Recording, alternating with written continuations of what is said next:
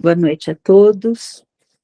Hoje, dia 21 de abril de 2024, estamos iniciando mais um estudo do NEP Alcione, as cartas de Paulo, e hoje nós vamos olhar para o capítulo 2, para o versículo 2 do capítulo 5, com os olhos da doutrina espírita. Vamos serenando nossos corações, elevando nossos pensamentos, agradecendo aos nossos mentores, aos mentores do grupo, agradecendo aos nossos irmãos que não puderam estar presentes. Vamos agradecendo aos nossos familiares, aos nossos amigos, pela saúde, pelo amor que nos envolve, pela oportunidade bendita de estarmos aqui reunidos em mais um dia de estudo. Em nome de Jesus, em nome do Pai, em nome de Paulo, em nome de Alcione, que a gente possa receber as mais belas inspirações e que dessas inspirações possam iluminar a todos os corações que se encontram em situação de vulnerabilidade, em situação de incerteza, em situação de fome, situação de dor, de tristeza, que eles possam receber essa luz em forma de calor, em forma de acalanto, de aconchego. Abençoe o nosso estudo, permaneça conosco por hoje, por sempre, que assim seja. Amém. Dri, você pode ler para a gente essa leitura que foi retirada da Revista Espírita de 1860, do ano 3, e que vem nos trazer uma reflexão sobre a tristeza e o pesar, por favor, minha querida. Com todo prazer. A tristeza e o pesar. Pela senhora Lessig Médium. É um erro ceder frequentemente à tristeza. Não vos enganeis. O pesar é o sentimento firme e honesto que se apossa do homem atingido no coração ou nos interesses. Mas a fastidiosa tristeza é apenas a manifestação física do sangue em sua lentidão ou rapidez de curso. A tristeza encobre com seu nome muito egoísmo, muitas fraquezas. Debilita o espírito, que a ela se abandona. O pesar, ao contrário, é o pão dos fortes. Este amargo alimento nutre as faculdades do espírito e diminui a parte animal. Não procureis o martírio do corpo, mas sede ávidos pelo tormento da alma. Os homens compreendem que devem mover as suas pernas e braços para manter a vida do corpo, mas não compreendem que devem sofrer para exercitar as faculdades morais. A felicidade ou apenas a alegria São hóspedes tão passageiros da humanidade que não podeis, sem ser por elas esmagados, suportar sua presença, por mais leve que seja. Fostes feitos para sofrer e sonhar incessantemente com felicidade, porquanto sois aves sem asas, chumbados ao solo, que olhais o céu e desejais o espaço. Georges, Espírito Familiar.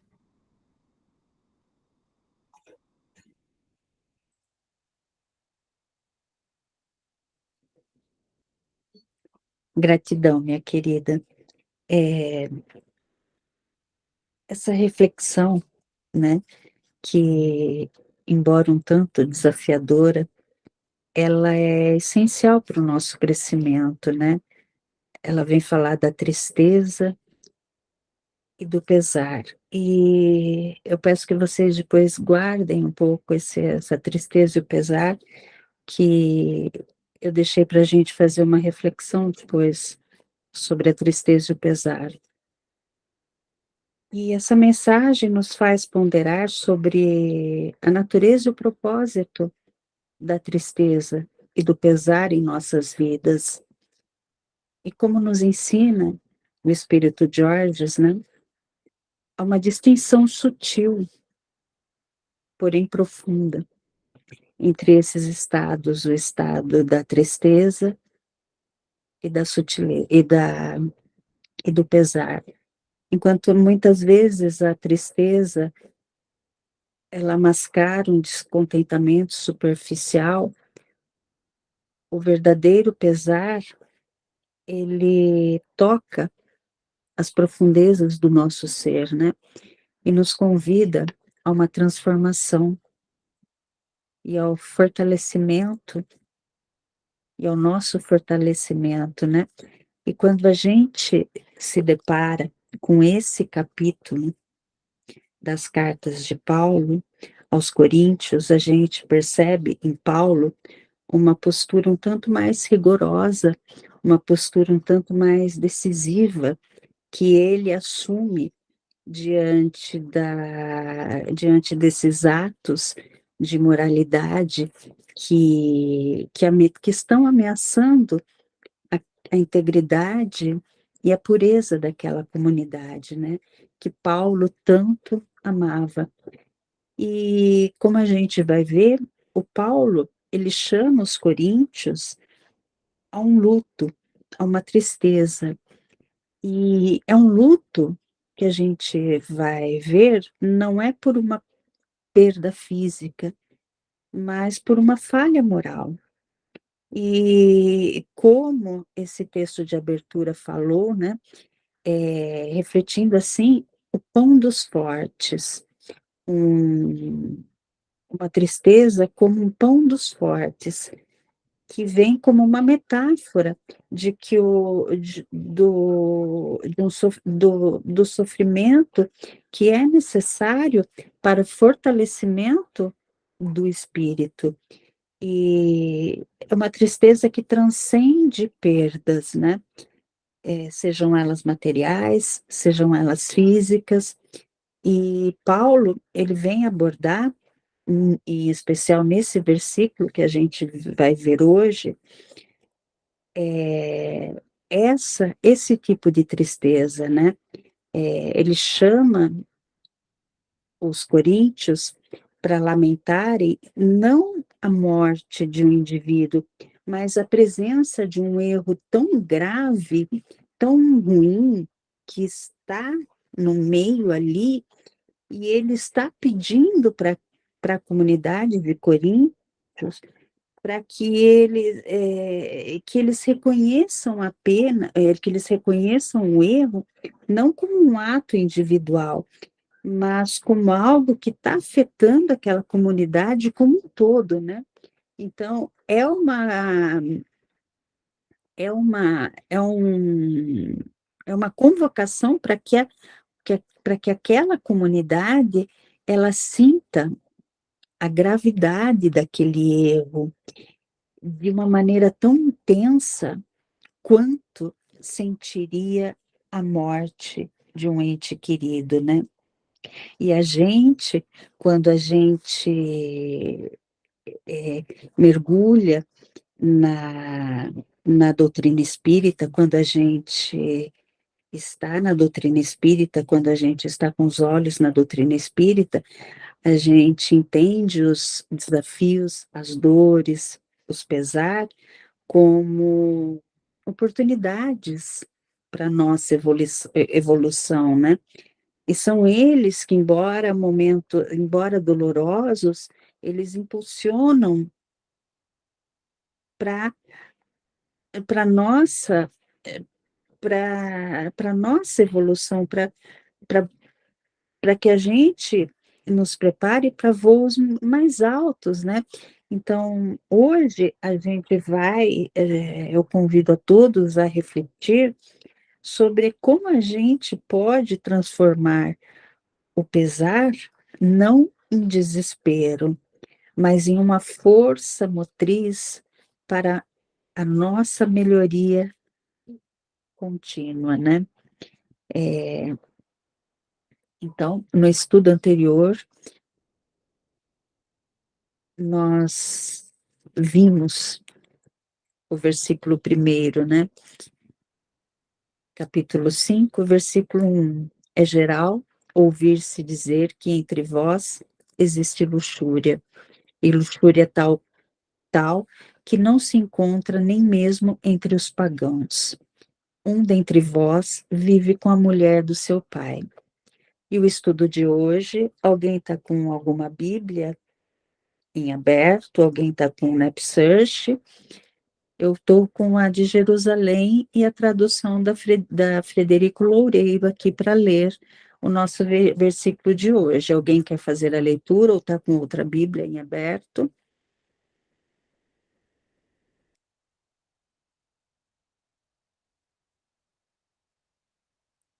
Posso ler a de Jerusalém, então? Lê que depois eu vou ler uma aqui que eu abri também. Tá. Então, E daí, a de Jerusalém. E vós, é o versículo 2 que nós vamos ver hoje, do capítulo 5. E vós estáis cheios de orgulho, nem mesmo vos mergulhastes na tristeza, a fim de que o autor desse mal fosse eliminado do meio de vós. Só vou ler a da tradução do Frederico Loureiro, Vera. E vós continuais inchados, em vez de andardes de luto, para que seja tirado do vosso meio aquele que fez uma coisa dessas? na tradução brasileira, tá, estáis vós inchados e não pranteastes, para que fosse tirado do meio de vós aquele que tal ação praticou. Ó, Mais alguém quer ler? Bom, então o contexto, né? Contexto que Paulo, ele vem Silvia, falar. Oi, minha eu querida. estava falando, mas o microfone estava fechado. Por Desculpa, favor. desculpa, gente. Eu estou com o Olha, problema que meu Word, quando eu abro, ele está fechando. Eu abro, ele fecha, ele não está ficando aberto. Está me dando dor de deixa eu cabeça só aqui. comunicar, eu Vai. não estou na minha casa, eu estou na capital, estou em São Paulo, e eu não estou conseguindo ver quem chega, então agora, só quando então, oi, João, estava com saudades de ti, meu querido, Selene, Eliana, eu não estou conseguindo, eu não estou em casa, estou aqui no mas eu apartamento dou da minha boa noite sobrinha, e eu aqui não para estou você, vendo Silvia. quem chega, que eu não estou em casa, estou no tablet aqui. Hein, Dri, minha Silvia? Eu querida. estou dando boa noite, eles estão achando que é você que está dando boa noite, então já está tudo certo. Então, pronto, já faz a vez, já. O Almeida, ele fala, estáis ensoberbecidos, e nem ao menos vos entristecestes por não ter sido dentre vós tirado quem cometeu tal ação. E no Padre Matos está assim, e andais ainda inchados de orgulho, e não tivestes antes pesar, para que fosse tirado dentro de vós quem fez tal maldade.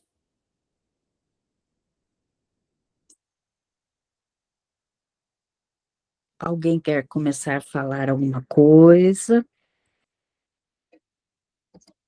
Se quiser tirar esse texto, Vera, ou a Dri, que estava compartilhando, desculpa. Vou tirar.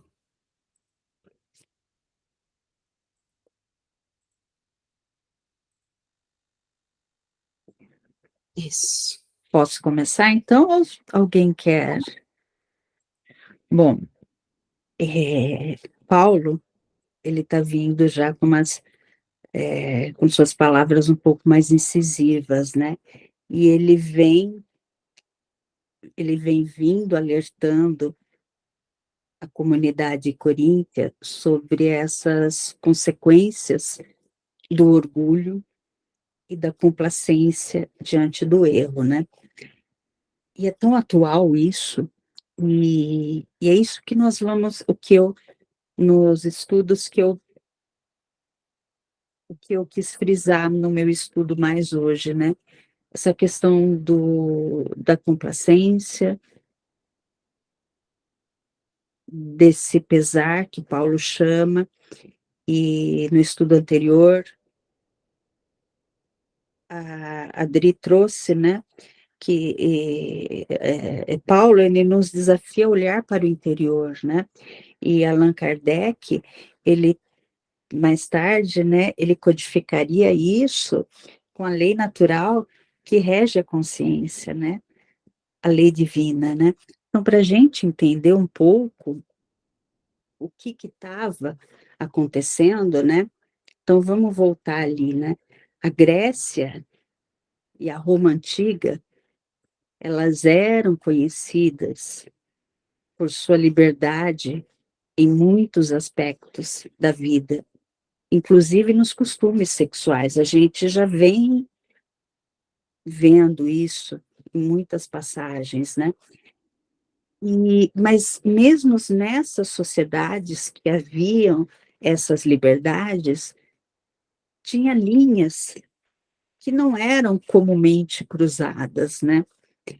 E existiam práticas que, embora comuns e até aceitas em determinados contextos e práticas sexuais, eram delimitadas por regras, e a violação dessas normas poderiam levar a consequências pessoais mais sérias, né? E Paulo, ele expressa um choque e uma grande preocupação quando ele fica sabendo do que está acontecendo lá naquela comunidade. E era uma prática que nem os padrões morais da época, tanto cristãos como pagãos, não eram aceitos. Nem hoje a gente costuma aceitar, né? Então, a gente vê um indivíduo, um membro da igreja, um membro da comunidade, ele estava se relacionando com a mulher que, se não é a sua mãe biológica, ocupava esse papel de mãe, né? E a esposa do seu pai. E os detalhes exatos a gente não tem do que aconteceu, mas fica evidente, o que fica evidente é essa aparente tolerância da comunidade com a situação. Então, essa liderança da comunidade, que talvez estava toda envolta por um senso de autoridade ou por um mal entendido, um mal entendido noção de liberdade, eles pareciam que tinham perdido a noção do que era certo e do que era errado, assumindo uma postura de que tudo era permitido. E uns versículos adiante, Paulo vai trazer vai trabalhar essa noção, né, do que nem tudo lhe é permitido, mas nem tudo lhe convém, né? Então a gente vai ver logo mais à frente isso. E essa atitude de complacência em face do erro é que Paulo veemente ele repudia. A atitude dos irmãos face ao erro, né? E ele está chamando os irmãos a reconhecer o erro, a retificar a sua atitude, voltando-se para um caminho de retidão e respeito aos princípios morais compartilhados por tantos cristãos quanto por muitos fora da comunidade, por muitos pagãos também, de reavaliar atitudes e também reavaliar a fé, né? E aí a gente vê no grego, né, a palavra, a gente já viu, Paulo já trouxe nos outros versículos, né, nos outros capítulos também, a palavra arrogante, que vem de inflar. Então, a gente vê em alguns versículos o inflar, e ele vem agora falando do lamento, desse pesar, né? O lamento, ele vem de pentos, e quer dizer luto, significa lamentar, em grego, né? E é um luto alto, um lamento pelos mortos, ou por uma perda severa e dolorosa. E é uma tristeza, e tristeza causada por perdas profundas, especialmente a morte. Então, esse pentel que Paulo está trazendo é um choro pela morte. Refere-se a uma luta manifestada gravemente. Ele tá, ele, ele quer que aqueles irmãos em Corinto eles percebam a dor daquele erro. E para a gente compreender um pouco o que é essa dor, o que é essa tolerância, o que é essa complacência. Eu trouxe um pouco do texto da Joana de Ângeles. Alguém antes quer comentar alguma coisa? Quer falar algo sobre isso? Ou quer falar algo sobre algum outro ponto que pensou? Eu queria comentar que você está avançando no encontro da semana que vem. Que essa tristeza e esse Velhinha. reconhecimento das faltas, quando há, né, de alguma forma, ele leva às condições patológicas. E a gente vai ver semana que vem a depressão, os casos de ansiedade, o não conseguir lidar com essas situações que vêm para a consciência, acaba gerando algum alguma questão patológica. E é realmente complicado de lidar, né. E luto não é só a perda de um familiar, luto tem vários aspectos, né. E é perda, quando a gente saber lidar com isso é que é o barato. Bom, deixa para semana que vem. É só um breve comentário, né? A gente está estudando esse trechinho, então a gente está falando de infidelidade também, né? A gente está falando de infidelidade. E quando acontece esses temas, nesse momento agora eu vou tentar ampliar um pouquinho, mas né, depois a gente volta. E ele está falando de uma infidelidade dentro de uma comunidade cristã, né? E Paulo, ele escreveu muitas cartas abordando exatamente a questão comportamental, a questão ética, né? Ele fez essa abordagem várias vezes. E falando do arrependimento, falando da confissão, o próprio Evangelho fala da confessai-vos uns aos outros, né?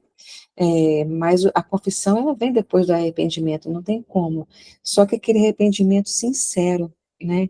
E ao mesmo tempo, após disso, o que a própria doutrina nos ensina, que é buscar, restaurar isso daí, buscar, no caso lá, né, ajudar aqueles que caíram, ajudar com gentileza, ajudar, sem julgamento severo, mas com gentileza, com vontade de corrigir, para que o outro se estruture ou se reestruture num caminho correto, não é isso? Então, essa disciplina que ele vem convidando não significa que vai ter uma punição cruel, mas que ela precisaria ser abordada, porque ela trata de uma infidelidade. E a infidelidade, se ela acontece em uma área, ela pode acontecer em outras, porque está, por enquanto, na raiz da criatura, né? Então, cuidar das questões pequenas para que elas não se tornem grandes, né? Com relação à infidelidade de qualquer ordem, porque a infidelidade, ela pode acontecer no relacionamento das pessoas, no caso do versículo, mas ela pode acontecer também de várias formas, né? E chega até mesmo a nossa infidelidade ao próprio pai, né? Que é aí na sua amplitude maior, né? Mas é isso. Podemos seguir? Ou posso seguir? Então, aí eu trouxe o Joana no livro Atitudes Renovadas, né? Naquele trechinho, no trecho que ela fala da ocasião, a ocasião surge em que se não pode ser conivente com o erro, deixando-se de advertir o equivocado quando a circunstância assim o ensejar, de chamar a atenção de alguém que se encontra em desalinho comportamental. Esse capítulo é muito bonito. Eu recomendo fortemente a ler, é o capítulo 21. E Paulo, para a gente refletir os sentimentos e essas atitudes que permeiam esse versículo, eu fui buscar Joana nesse livro, né? E Paulo, ele identifica um comportamento claramente que viola a moral e a ética. E a forma como a comunidade estava reagindo a isso, ela pode ser vista através como complacente, conivente e tolerante. E Paulo envolve o lamento e o pesar. Aí, vamos olhar um pouco para a complacência, vamos olhar um pouco para a conivência, para o tolerante e para o pesar. O que é ser complacente? Complacente.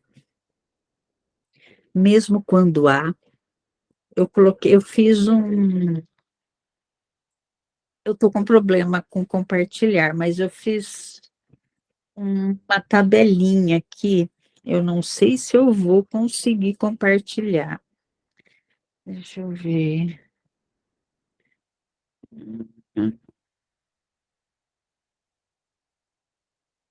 Compartilhar, vou tentar, Vera. Compartilhar. Iniciar a transmissão. Está abrindo. Aqui. Foi. Foi. Aqui, Tem ó. 4 telas, né? 4 abas.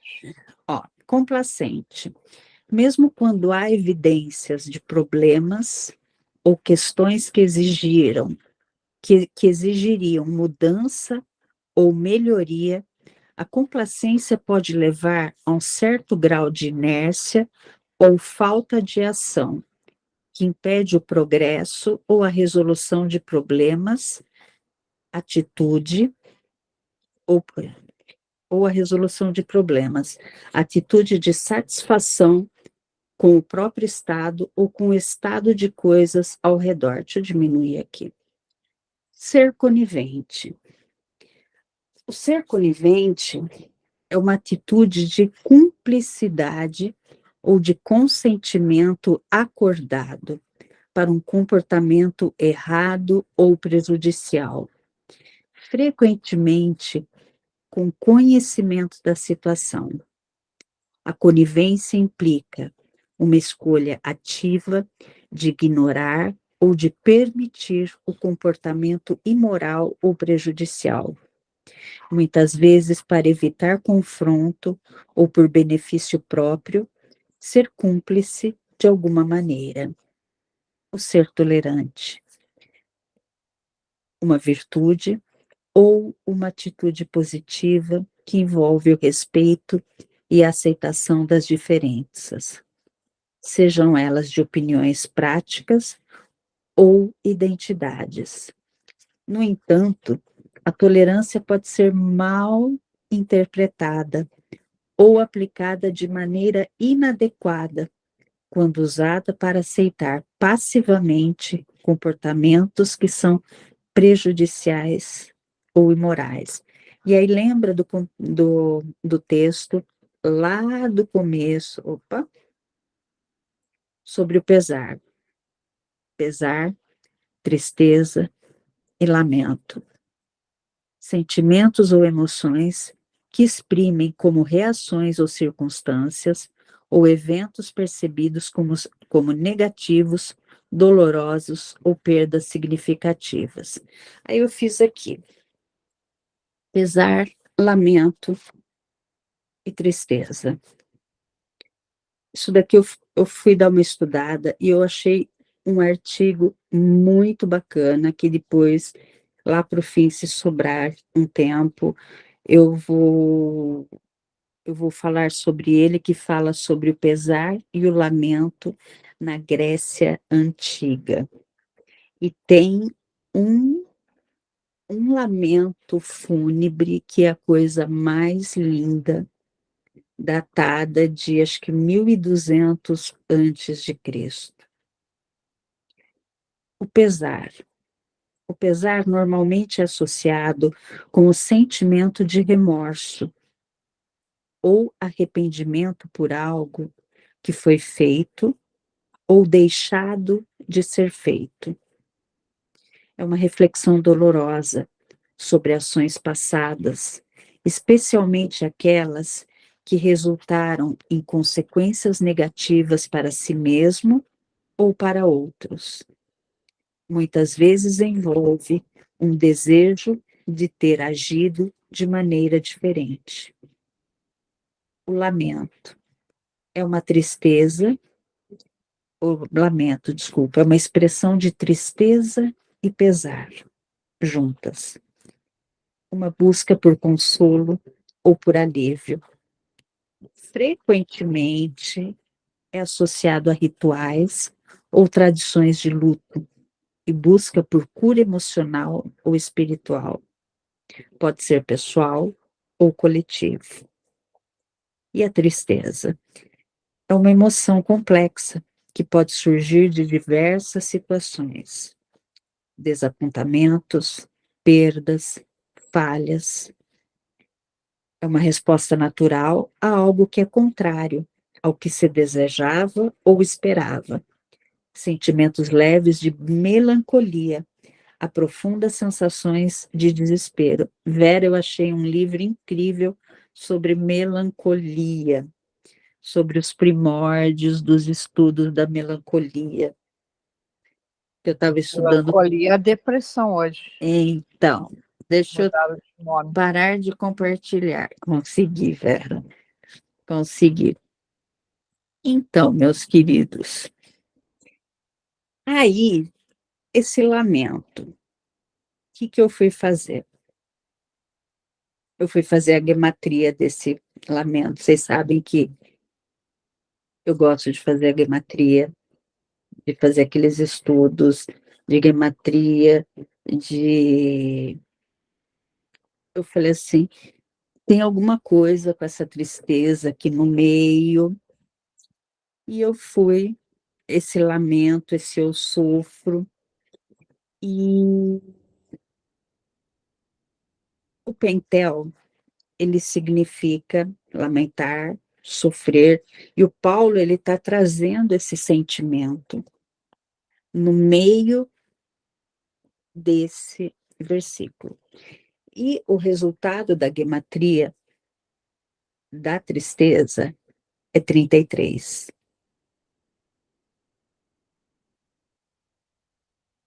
O que é 33?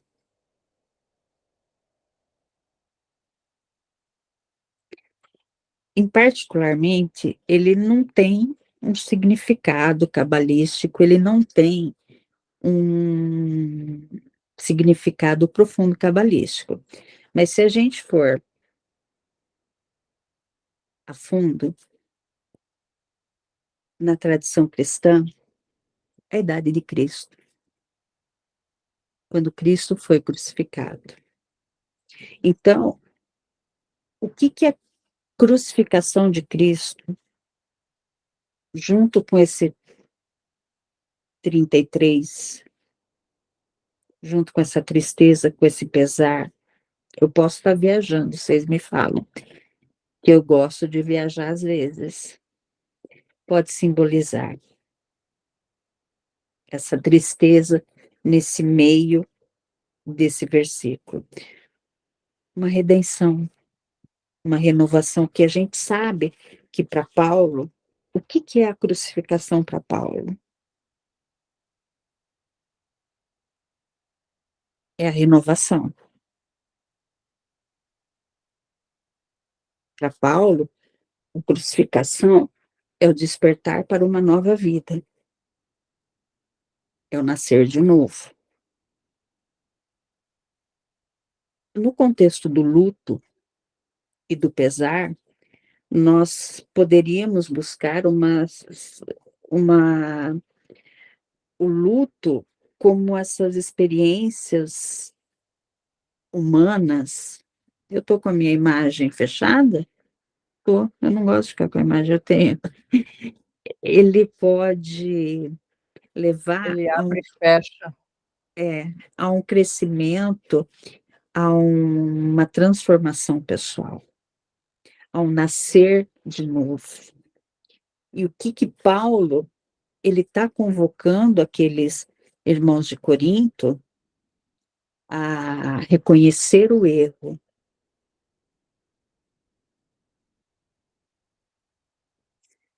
a esse pesar, a esse lamento, a esse luto. Então, há uma fase, e na doutrina espírita, com os olhos do espiritismo, a gente sabe que a dor do luto, né, ela pode ser vista como uma oportunidade. O que é a dor do luto?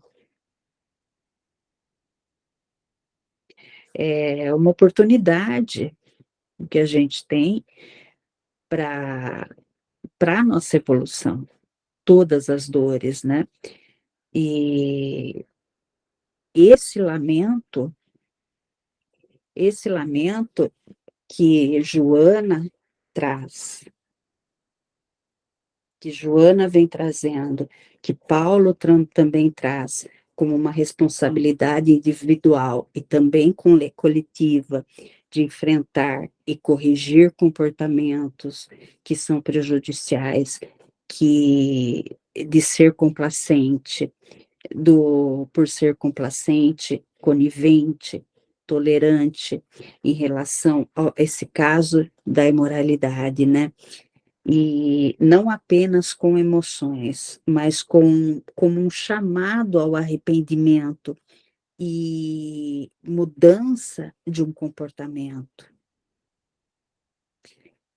Esse texto de Joana de Ângeles, ele ecoa esses temas, destacando a importância do perdão como um caminho para superar o ressentimento, a necessidade de enfrentar os comportamentos errôneos, sem cair no extremo de se tornar hostil, de se tornar punitivo.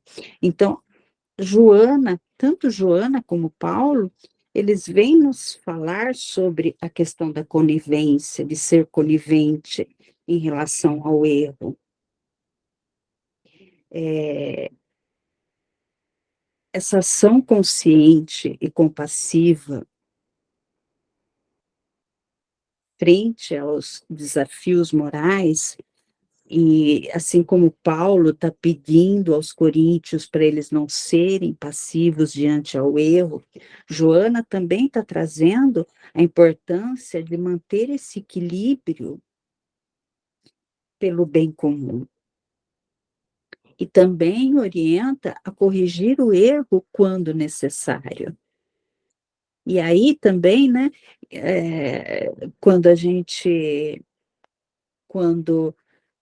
como a gente estava falando lá no começo, né, Vera, do livro do Humberto Rodin, assim dizia o mestre, né? Quando ele fala que o homem não se torna crístico quando ele diminui um pouco a sua cobiça, a sua luxúria ou as suas ambições, mas sim quando ele nasce de novo. Então, nascer de novo, que Paulo também vai falar ali mais lá para frente. Olha lá, o crucificado, a morte, o nascer de novo, o pesar. Então, o Humberto Rodin, ele também ressoa Paulo sobre essa renovação, sobre essa transformação e a necessidade dessa mudança interior profunda, de reconhecer o erro e nascer de novo. E essas mudanças devem vir de dentro, de nascer de novo pelo Espírito, e não uma coisa superficial. Não é tem que ser um verdadeiro arrependimento. Por isso que Paulo chama para esse sentimento de pesar profundo, de tristeza profunda, de luto alto. Por isso que também aí nesse estudo de gematria fala do 33, né? A crucificação,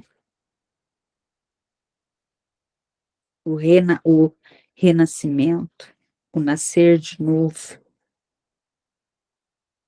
a importância de transcender as falhas morais, não através de correções superficiais ou cumprimento de obrigações externas, mas por meio de uma renovação íntima, que realinha a alma com a pureza e a santidade, que também nós vimos no estudo anterior, de ser santo,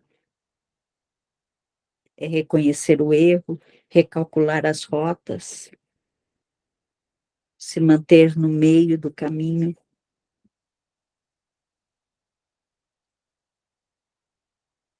Vocês acham que eu viajei na maionese? Nesse estudo de hoje? A Vera está com uma cara, Vera, de ponto de interrogação. Não, é o meu pé que está aqui incomodando. E Eu achei que ia falar alguma coisa, eu estava com o microfone fechado. eu, Adri. Não, não, eu estava falando assim que ela não viajou na maionese, não. É maravilhoso.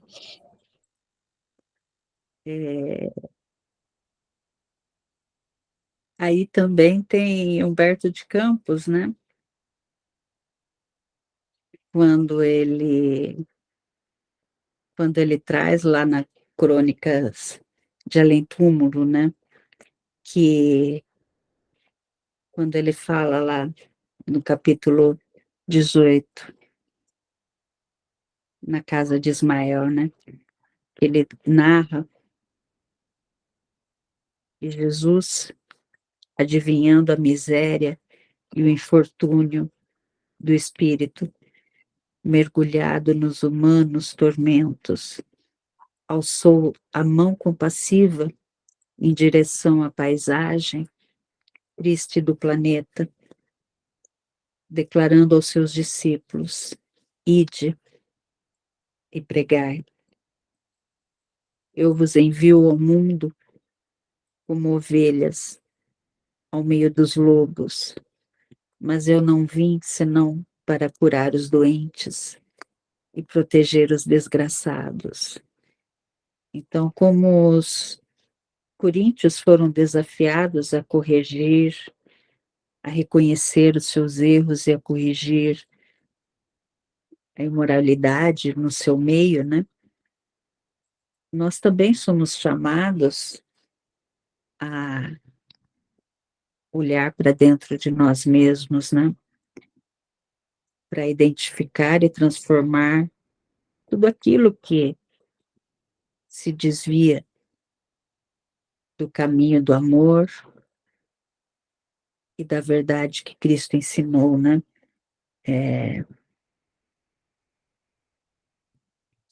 Humberto de Campos, ele,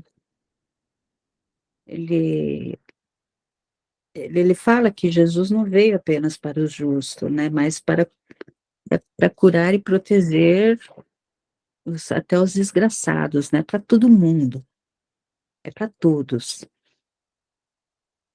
inclusive para aqueles que estavam cometendo incesto, inclusive para aqueles que estupram. Então, eles tendem, Jesus estende a mão compassiva para a paisagem mais triste do planeta. Ele estende a mão lá para a faixa de Gaza, estende a mão sobre Israel, estende a mão sobre a Rússia, sobre a Ucrânia, estende a mão em todos os nossos, em todas as nossas desigualdades, em todas as nossas lutas por sobrevivências. Então, que a gente possa também nos inspirar nesse exemplo supremo de compaixão e, e buscar essa purificação, né? E tentar buscar cada vez mais essa purificação e buscar essa fé que requer uma prática constante de seguir ao Cristo, de seguir o seu Evangelho, comprometendo-nos a ser agentes de mudança, curando as feridas espirituais em nós mesmos, nos outros, ao nosso redor, promovendo como Paulo tentava promover naquela comunidade cheia de problemas, como tem muitos problemas ao nosso redor, que a gente consiga promover cada vez mais o reino dos céus ao nosso redor. E quando a gente for chamado para exercer o evangelho sem palavras, né? Que a gente possa conseguir exercer o evangelho sem palavras, com graça, com pureza.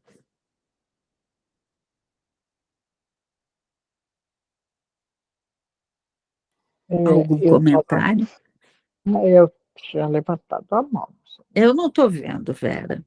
Eu estou mexendo contigo, estou aproveitando. Mas você falou até lá mais cedo, há um processo que recém as ciências estão começando a estudar. De alguma forma, se faz ao longo da história uma consciência coletiva. Os caras ainda não entenderam a coisa, mas tudo bem, deixa quieto, né? Ah lá, deixa chegar lá. E assim, desde o começo da humanidade, quando o ser humano não consegue explicar algo, não tem conhecimento, ele inventa explicações, né? Então a gente tem a mitologia, a gente tem as lendas, a gente tem Depois eu quero falar da mitologia. tá. A gente tem várias coisas e esses conhecimentos, essas ideias, esses conceitos sobrevivem de alguma maneira no coletivo, encarnações e mais encarnações, gerações e mais gerações. Então, eu estava conversando com uma pessoa que fez uma coisa, e aí a angústia dela é que sabe que fez errado e agora está desesperada porque Deus vai me castigar. Nós temos ainda, socialmente e até individualmente, porque é o que forma o coletivo, nós temos esse conceito, que a gente ainda não sabe explicar Deus. Então, lá no começo, alguém inventou, né, associou, né, Deus a uma imagem de um pai, de um velhinho queridinho, carinhoso, amoroso e, pum, aquela ideia enraizou no âmago da sociedade, da humanidade. Então nós trouxemos aquilo que a gente não entende, que é Deus, a gente trouxe para algo que simboliza para a gente o mais próximo do que a gente acha que é Deus, né. E aí a gente fica ainda, achando que Deus castiga, que há certo e errado. As coisas que eu vou fazer, eu tenho que acertar. Mas, se você ainda não aprendeu, e aí vem também toda uma bagagem cultural, histórica da educação, né, que você tem que acertar ou não. Então, tem nota, tem reprimenda, tem a ideia de tá errado. Mas se eu ainda não sei, é óbvio que eu ainda vou errar. Então, essa contradição, porque Deus compreende que eu ainda não sei. Ele nem se ofende com os meus erros, porque se ofender é uma característica do ser humano, não de Deus.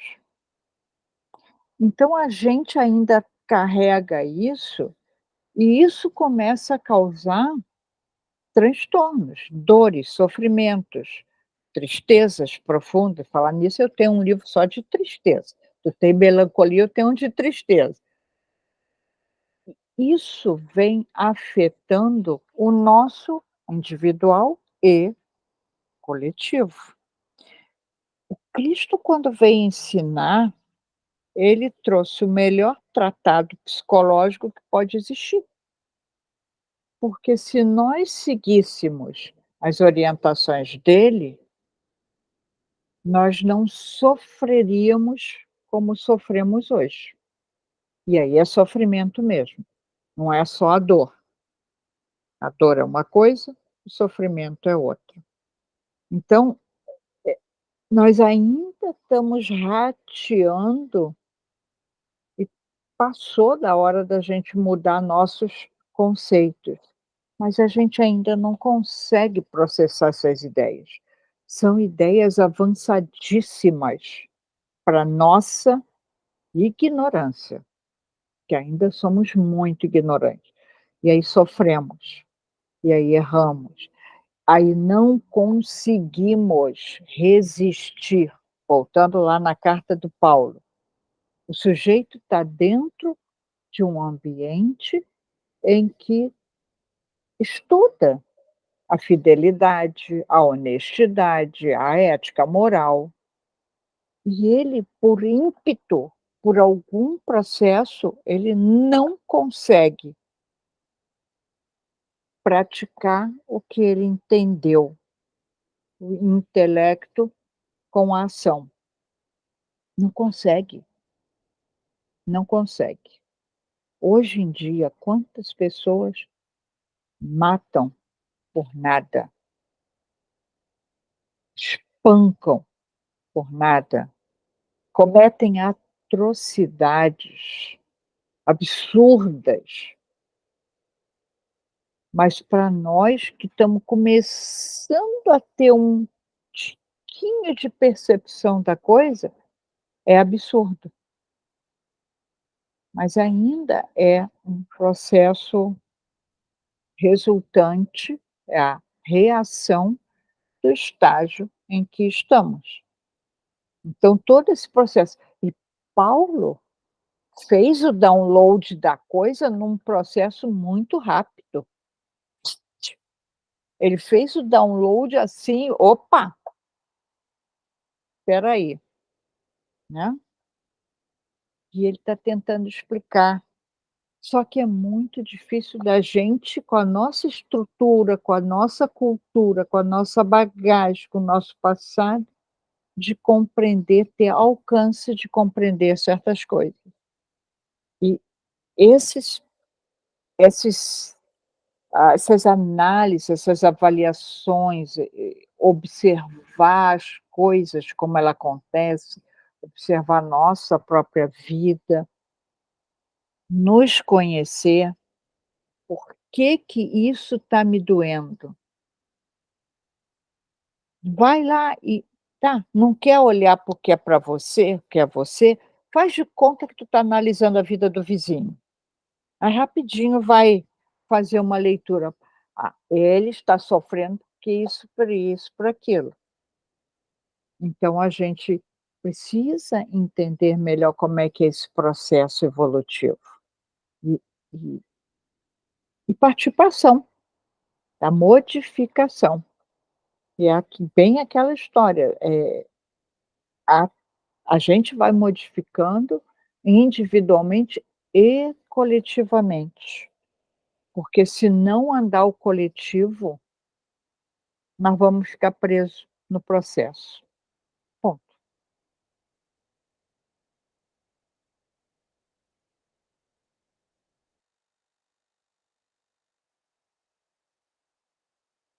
Que é isso mesmo, Vera, é o coletivo.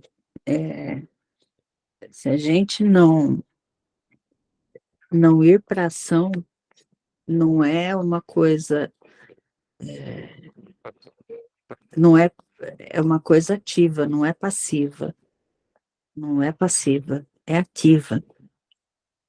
Se não tiver ação, não vai para frente, não vai para frente. Mais alguém?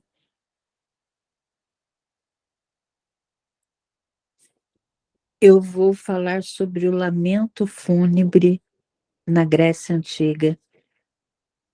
Esse artigo que eu localizei, que eu encontrei, ele está italiano. Eu tive uma ajuda dos italianos da família, né, na tradução, porque não dava para traduzir pelos tradutores. Então, é o Lamento Fúnebre na Grécia Antiga, e é um artigo, eu só peguei um trecho, o que eu consegui estudar. Lamento Fúnebre na Grécia Antiga e na Grécia Salentina, depois eu passo para vocês. E é a primeira evidência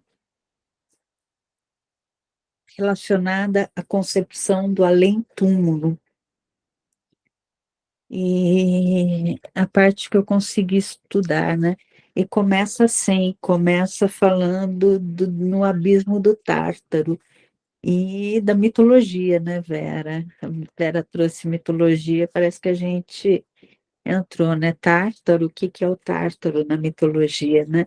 O Tártaro é uma região profunda, sombria do submundo, frequentemente descrita como o poço ou um abismo distante, abaixo até mesmo do Hades, né?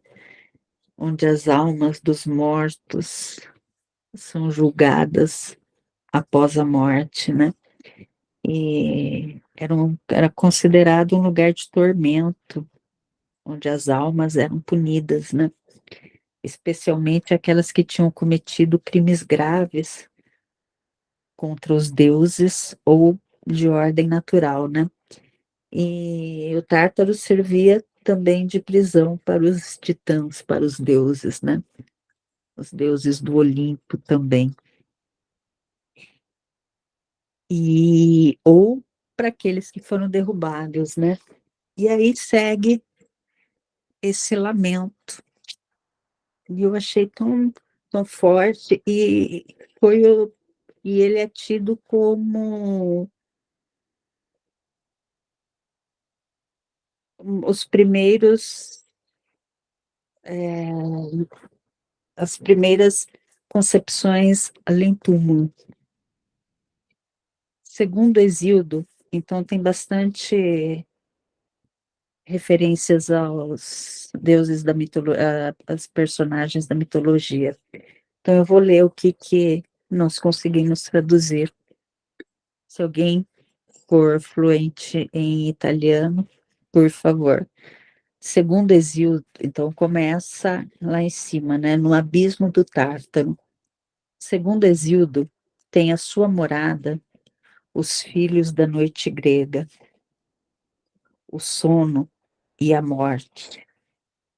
Aqui embaixo é sempre sono, sempre noite escura, diz o lamento fúnebre para uma jovem morta, num lamento salentino.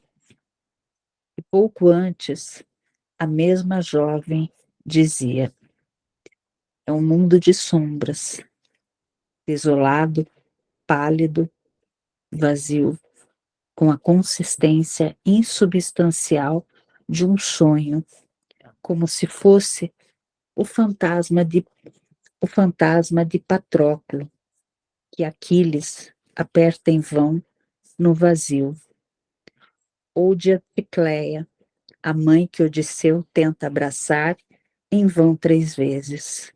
Como a jovem Efigênia resume de forma comovedora na Efigênia em aulas de Eurípides, depois de lamentar os prazeres perdidos da vida e da juventude, a coisa mais doce para o homem é ver a luz.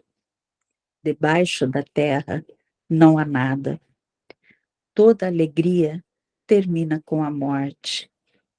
Esplendores e prazeres são perdidos. Mamãe, minha vida foi breve. insiste o espírito de uma menina num lamento grego. Atributos fixos do além-túmulo são tantos nos textos salentinos quanto nos gregos antigos, com raras. Não, desculpa. Ele para no. Mamãe, minha vida foi breve. Insiste ele para quê? Insiste o espírito de uma menina num lamento grego. Aí fala, atributos fixos do além-túmulo são tanto nos textos salentinos quanto nos gregos antigos, com raras exceções, como negro, escuro, tenebroso, que contrastam com a luz e as cores vivas da terra. É aqui que a única vida verdadeira se esgota para o homem. É aqui que os pensamentos dos homens continuam a ser projetados. É igualmente conhecida a existência de crenças escatológicas e representações positivas e luminosas do além-túmulo, ideias, na maioria das vezes, ligadas a ambientes pitagóricos e órficos. Então, esse artigo, esse artigo acadêmico, né, que eu encontrei, ele compara essas práticas do lamento, desse lamento fúnebre, entre a Grécia Antiga e uma região que fala da Grécia, da Grécia Salento, de uma Grécia de uma região lá de Salento, que é da, deixa eu ver, onde que eu procurei, ela é lá da Puglia, da região da Puglia. Né? E ao sul da Itália, as tradições salentinas do sul da Itália, de Puglia.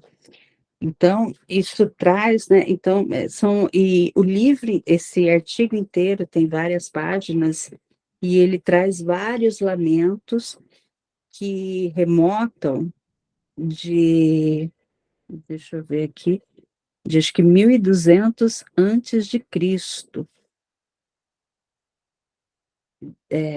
aproximadamente da era micênica da Grécia, da Grécia, aproximadamente de 1600 a 1100 antes de Cristo, com escritas dos textos datando consideravelmente mais tarde, no período arcaico para Romero. Isso está escrito no livro.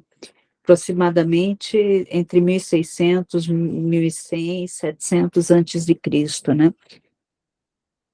Até o período 5. Então, o que eu estava procurando sobre lamento, sobre pesar, né? Estava estudando um pouco para entender essa parte. E o que eu vi, né? Essa questão do lamento, ele desde da época, né, antiga, esses cantos fúnebres, essas práticas do luto, essas práticas fornecem, assim, já desde aquela época, uma, uma compreensão de como eles lidavam com essa questão da tristeza, desse lamento, desse pesar, e como até hoje, né, eles lidam com essa dor como forma de impulsionar no, na questão do coletivo mesmo, esse lamento que Paulo traz, essa tristeza que Paulo traz, esse luto, que a palavra no grego quer dizer luto, um luto alto, um lamento, é no coletivo. É no caso desse que deve, quando Paulo insiste que deve ocorrer e que eles deviam lamentar, era um reconhecimento ao pecado, eles deviam ter esse arrependimento genuíno, essa tristeza alta que, que eles fazem, né? Então, esse lamento já remonta muito tempo antes de Cristo. Essas sombras, essa escuridão, esse tema, essa ausência de luz, e marcado também, né, que como nesse lamento fala, a morte, a tristeza, cores mais e remonta a cores mais terrosas, né, em contrastes com as cores vivas da luz, em contraste com a alegria, com o renascimento, simboliza uma mudança drástica da passagem da morte para a vida, passagem de um renascimento, de um, de um renascer para uma nova vida, ou reconhecer o erro, você se tornar um novo homem, você se tornar um novo, você deixar um novo eu, né, deixar o novo Adão para trás, né, como Paulo também traz, o velho Adão e o novo Adão, o velho ser e o novo ser. Então, é tudo isso que esse versículo traz e que vem trazendo nesse capítulo. Eu achei muito bonito esse lamento fúnebre, muito bonito e muito pesado também, né? Estamos 21h45, considerações finais. Silvia, queria só fazer uma colocação,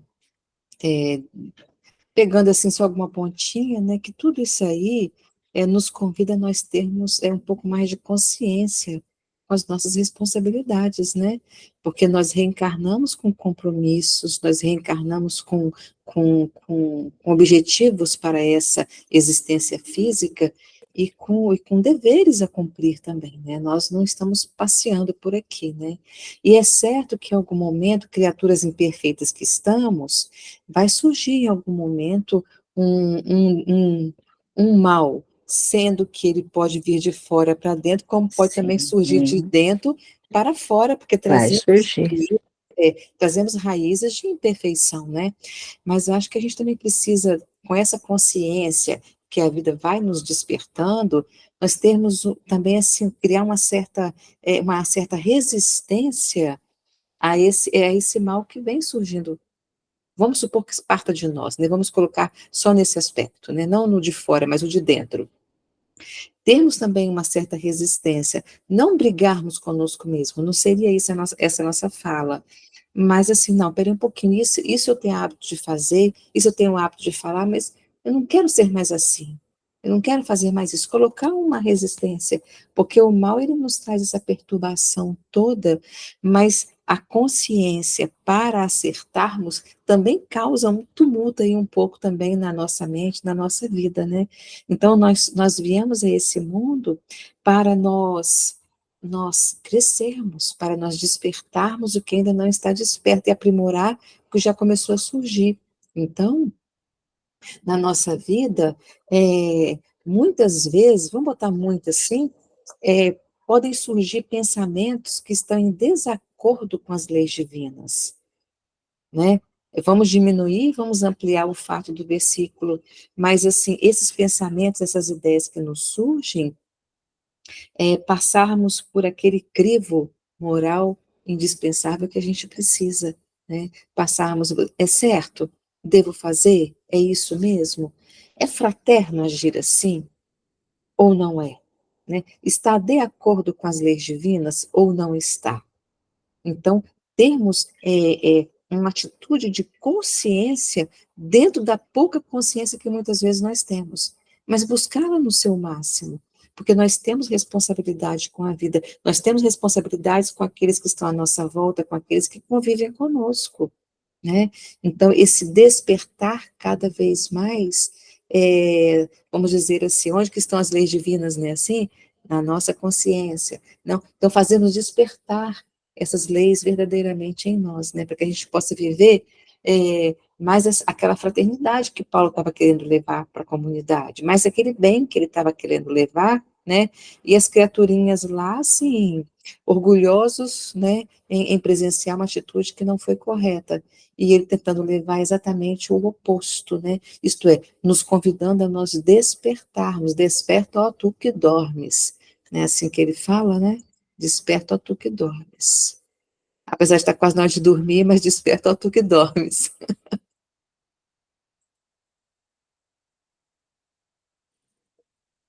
Mais alguém com as considerações finais, para a gente poder encerrar?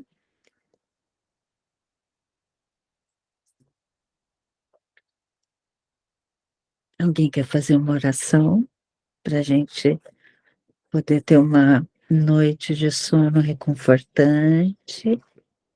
Já estamos todos com vibrações ao alto, depois de um estudo.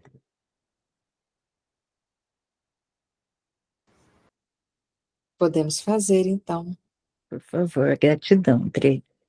Vamos agradecer a Deus, ao nosso Senhor Jesus, por mais esta noite de profundas reflexões, nos convidando, né, a este vivenciar das mensagens do Evangelho, nos convidando a repensar caminhos, conceitos, nos convidando a cada vez mais nos tornarmos verdadeiramente seres crísticos, buscando Jesus e buscando colocá-lo nas nossas vidas, nos nossos sentimentos, e levar o Senhor Jesus onde formos, né? Pelas nossas palavras, pelos nossos atos, pelo nosso olhar, pelas nossas mãos, que possamos levar o Senhor, que possamos divulgar o Senhor na nossa conduta, na nossa forma de ver a vida. Ajuda-nos, Senhor, a esse despertar, a esta consciência, a esta escolha de caminhos em conformidade com os passos que o Senhor deixou nas pegadas para nós. Ajuda-nos, Senhor, a viver cada vez mais na plenitude a que a vida nos convida, cada vez mais próximos do Senhor. Rogamos ao Senhor por todos aqui presentes, por todos os companheiros que não puderam estar, pela companheira que precisou sair mais cedo da sala, por todos que neste momento estão em nossas lembranças, em nossos pensamentos, onde estiverem, e que seja no plano físico ou espiritual, não importa, que possam receber os fluidos desses pensamentos, dessa prece, de agradecimento ao Senhor. Muito obrigada, Senhor Jesus. Graças a Deus. Assim seja. Ó, beijos para todos, fiquem com Deus. Muito bom, Silvia. Gratidão, meus Muito suave, queridos. muito suave. Gratidão. Beijinhos. Beijo. Boa noite, João, Beijo, João. Carlos, Beijo, Carlos. Helene. Selene.